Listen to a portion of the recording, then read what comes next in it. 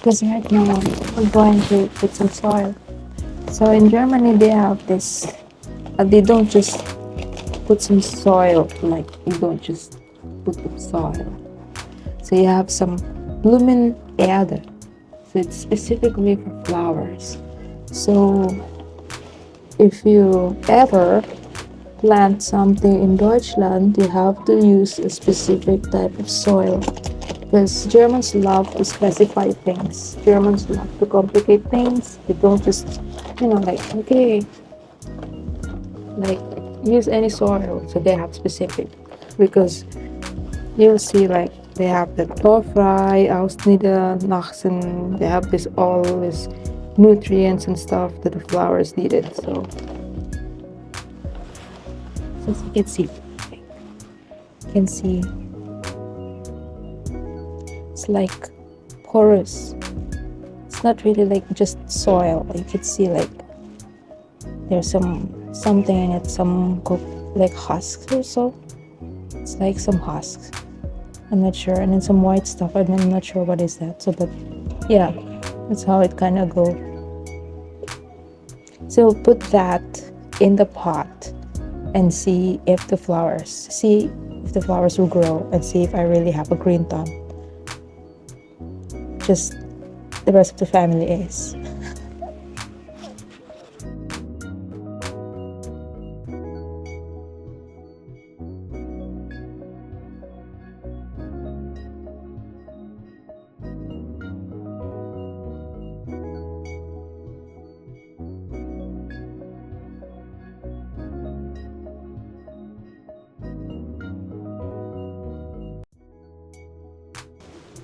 And then let's plant this one, narcissus. They call it narcissus. I'm not sure. It's kind of surreal too. Out of all the flowers Mutti gave me, she gave me this one. It's called narcissus. So yeah, and it has some bulbs in it. So that's the Blumensam. I'm not sure how they call it, the bulb of the flower, and that's what you're looking for when you plant some flowers.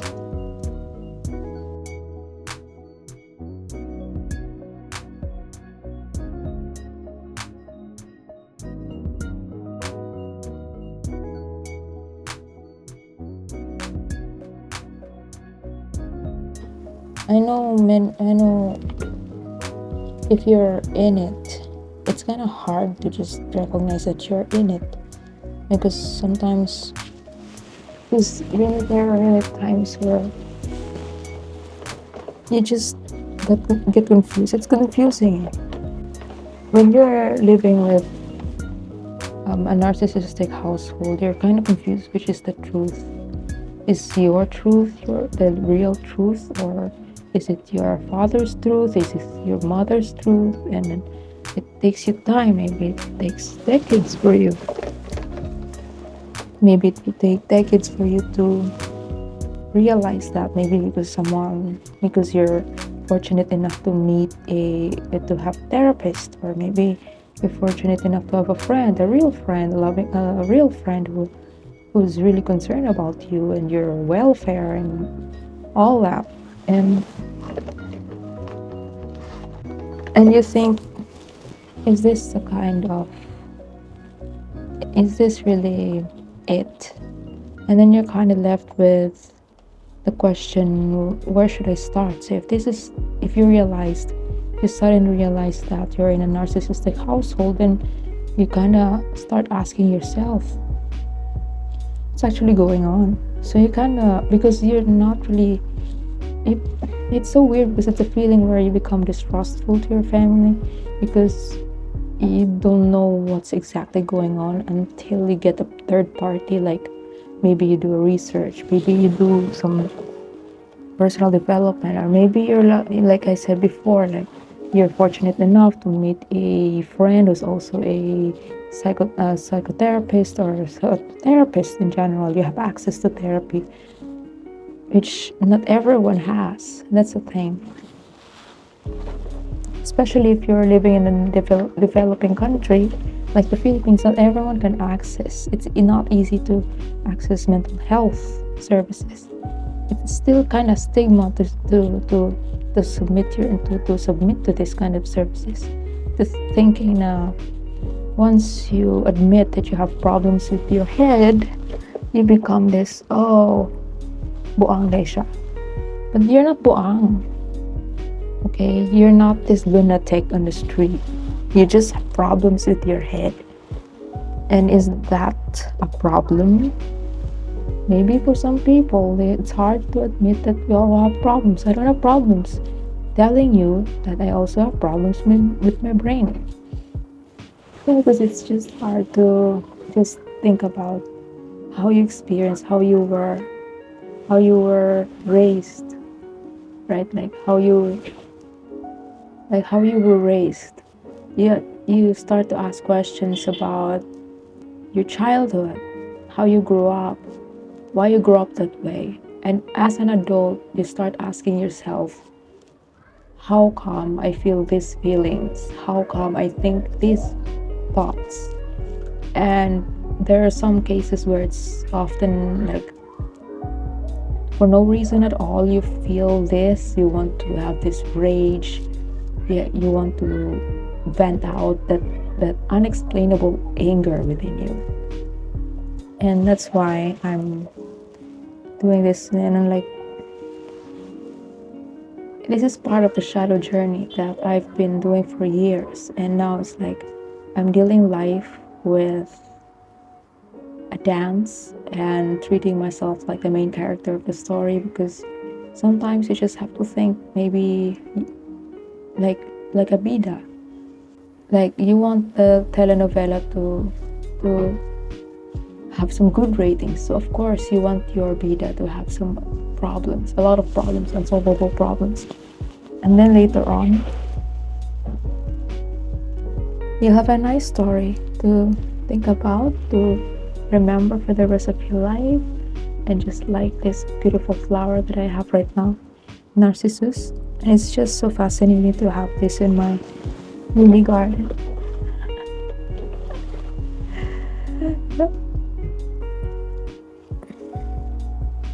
Because it's getting summer, so it's spring, so it's nice to have them. And I hope that the others I can retrieve. Like, oh my gosh, I'm so sorry. Does it look nice? Look nice. Okay, that's done. Okay, narcissus, you're good to go. So next will be the hyacinths.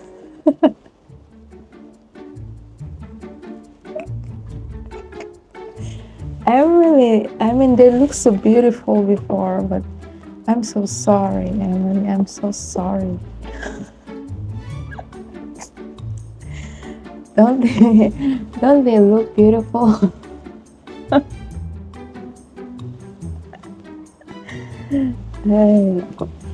That's life. I mean, if you've seen my videos, it's like it sounds so dramatic. Like you tend to think of your problems like this is the worst problem in the world. All of us think like that once we welcome a problem. But if you simply have a step back or have the time to step back, just like this, we're in the middle of something. But I also make sure that I'm not skipping my, like slow life, and appreciate the slowness of life, like just planting. Is it bad to just plant for today? And that's your biggest goal for today? Is it wrong that we always have to, like have a 10 Aufgaben to machen just to feel this success, and just to feel like you have achieved something? I was like that. Like thinking, like, by the way, this is for the second plant, for the hyacinth. Anyway, I was like that.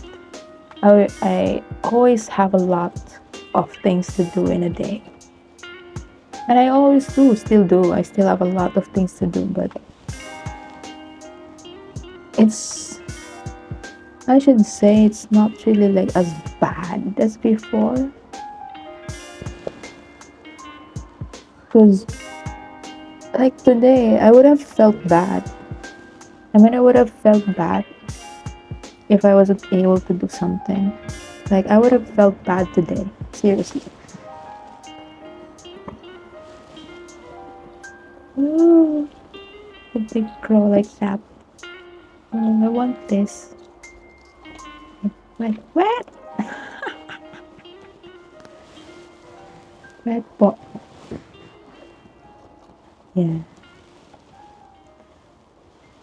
Okay, Mutti, I'm not sure if I can put an iron top that's broken. Oh, I'm so sorry, Hayas. But it smells good. Mmm, smells good. Do you like hyacinths? Because in my book, my upcoming book, Strokes of Desire, I wrote when Valon moved so close to his face, so close that he could, that his nose caught the stale stench of a cigarette, and his hair smelled like flowers. So for whatever, only God knows why I wrote it that way. But now that I'm smelling flowers, let me imagine playing. This is Balon's perfume. What shampoo is he using? Mm.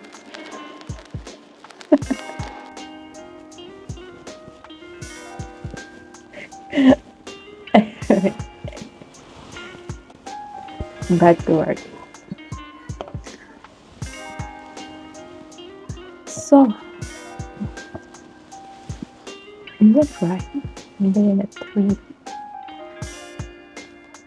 because I like them to one flower because they bear one flower. I want them to bloom a lot, and that's like grass. Okay.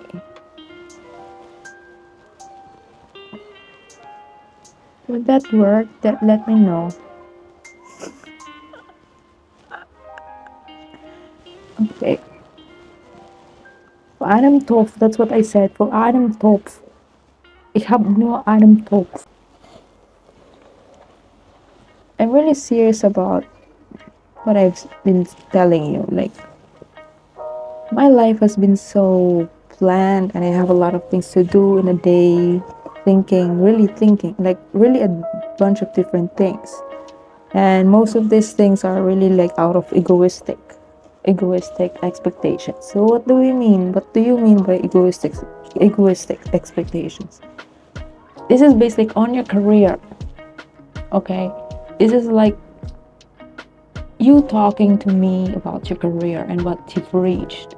Like, how long have you been working this and that company, instead of looking at it as a length of experience. And even in the length of experience, we experience this egoic tendency to raise eyebrows to someone who just got into the job and then questions something or anything because you're the master. You've been in this industry for so decades. So how dare you say something? So these things. So if it's from that perspective, then we're talking about egoistic expectations. Like, this is based on your career. What will your parents say? What will your brother say? What will your cousin say? You're afraid. You don't like to do this because you're afraid that your cousins will say something. You're afraid to do anything. Do what you like and do what you love, or do what your heart loves. Just because people are looking at you. You're afraid. When people look at you, think about what you're doing. Who are you talking to? Are you crazy? Like, what are you doing? Who cares about what you're doing? As long as you know what you're doing and what is it for, why are you doing what you do, diba? Who cares about what they think about you when they all have their own problems in the world? So you don't have to, like, you have your own problems and they'll have their own problems. So if they have the time to even think about your problems, then you're a special person. So to all the libakera and chismosa out there, if you have the time to think about the very person you're talking about, then you don't even have the time to think about your own problems. So that means you have all the courage to think about other people, knowing that you cannot tell, or you cannot even give that same energy to yourself. You cannot even judge yourself. You cannot even criticize yourself. But it is so easy to criticize other people because it makes us feel good. It makes us feel great when we belittle someone thinking, yeah, I'm a winner. But actually, you're not. You're making yourself like a joke. Like you're embarrassing yourself much more. The more you fight in a way where, like, egoic, even you're not fighting from the heart, you become like a joke. Seriously. Because ego in general, there's nothing wrong with ego. It helps us survive. And I've said that in my previous video where ego helps us survive for aeons. Okay? Because ego helps us compete and survival of the fittest. And that's why we're still here, because we survive against other species. Other species have already have become extinct. So for whatever reasons, like tribal wars or whatever, this is where ego comes in, where we try to protect ourselves, where we try to fight for ourselves. We try to fight back. We try to what is meaningful for us, what is important for us. Okay? But once you use it in a different direction, then it becomes a destruction or a tool or weapon to hurt someone. Which is, I bet, it's not the thing, or it's not the goal you have ever have in mind. So, but whatever you do, most people function from the egoistic side of things. So you can't really say that even if your intention is good, the results is good. And that's what I learned to accept these days. Like, no matter what you do, even if you do nothing, if you hit someone's ego, just stand there, okay? Just stand there and she will look at you. She'll be angry at you for being there. Like, who cares? This is a public street. I can pass whenever I want. I mean, I will pass by whenever I want. This is a public space. So I have all the right, just as the same as the other mentioned does. I mean, but just that alone, just meeting you in the street makes her blood boil. So that's enough for her to have some stroke or high blood pressure problem. But is that your problem? No. Because that's her feelings. That's none of your business. Your business is how you react. How you react to things, how you say, how you do after, like, a stimuli, like she screams at you. What do you do at that moment? You scream back? So that's what I've been working with myself for years now, and doing this journey with you, sharing all these things with you, like the Living Brennett series. It's something that, like, it catapulted to something that I would never thought that I would do publicly, like vlogging every learning things that I never thought I would, like filming myself, speaking in front of the camera, and be comfortable speaking with you as real as I can, because the way you see me now, the way I look right now, the way I talk is the same way that I talk to you in person.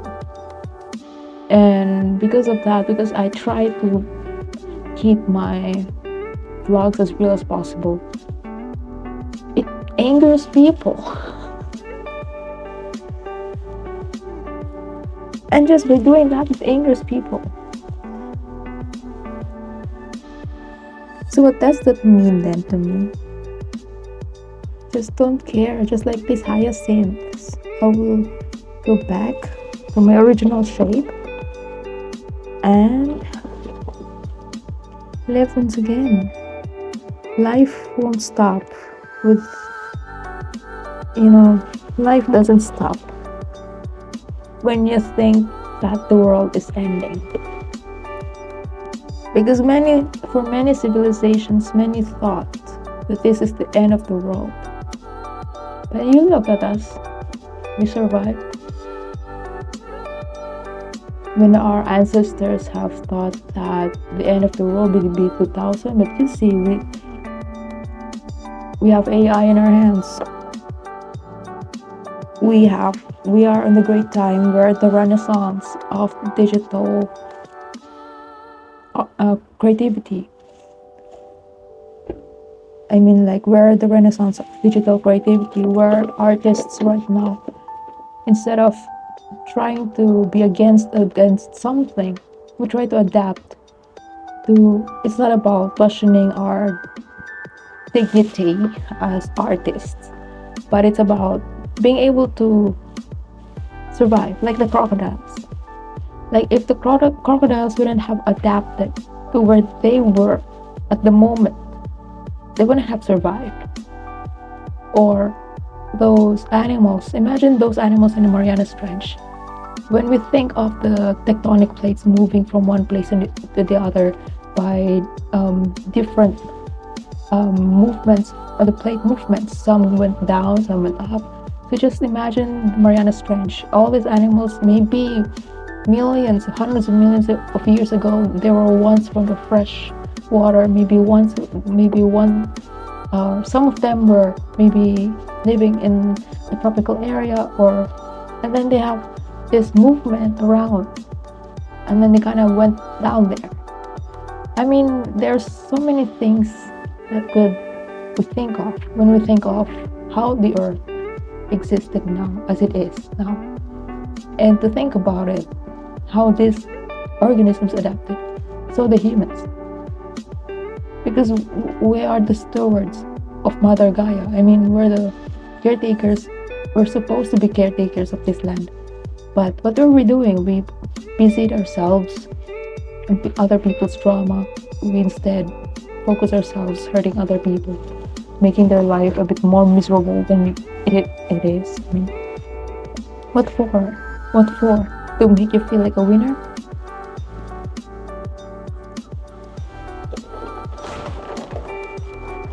What are you winning? What are you trying to win in an argument? To feel heard? Why? Because you're not heard at home?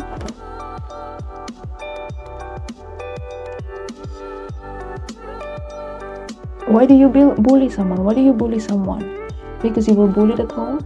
Because usually what we're doing outside reflects how we were raised at home. So or it's even the opposite. So if we're kind of bullied at home, then we try to be big outside. And that's what most people do. So, oh, this word. Where, my dear hyacinth?